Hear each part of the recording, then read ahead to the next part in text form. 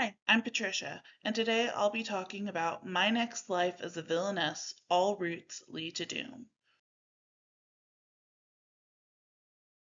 My next life as a villainess is an isekai anime.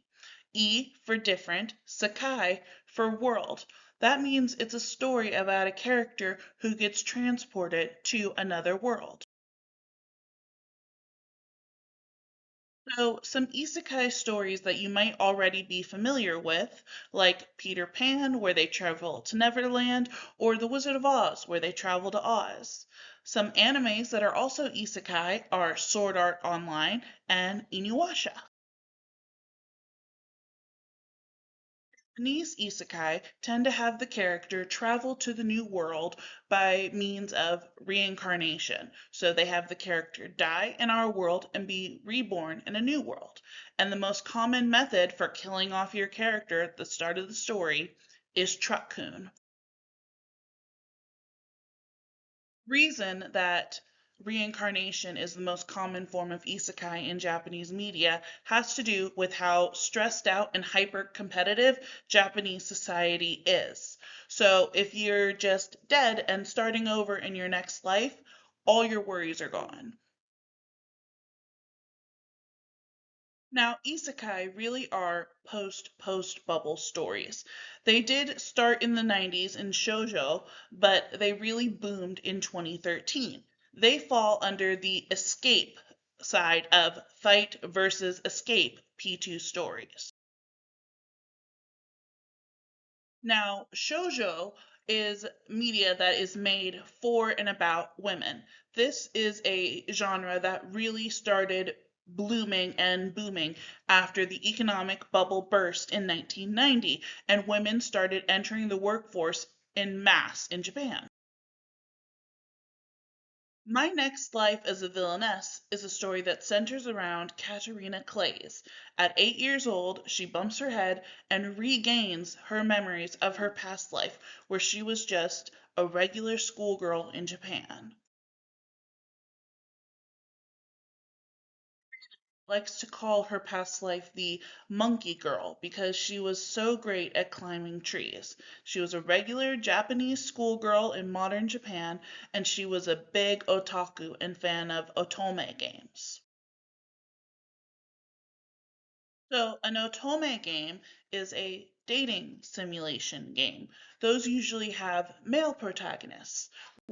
And they're romancing women. What makes otome games different is that they're designed with a female perspective and protagonist in mind, usually around romancing men.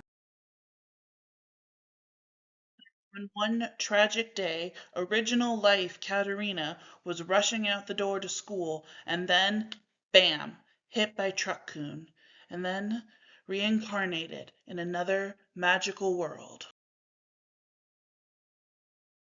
Now, Katerina happened to be reincarnated in the world of Fortune Lover, the last otome game that she was playing with her best friend. And no, she did not end up as the protagonist. Katerina was reincarnated as the villain. Now, all of Katerina's time and energy is going towards surviving until the end of the game and avoiding the endings that are bad for her, like being exiled or murdered.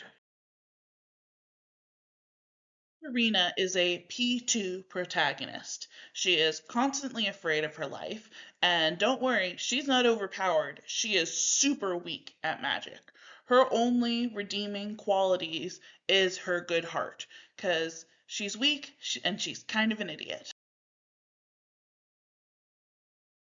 This is Katerina and her group of best friends, or her bisexual reverse harem. Now, it's a bisexual harem because both her male and female friends are in love with her.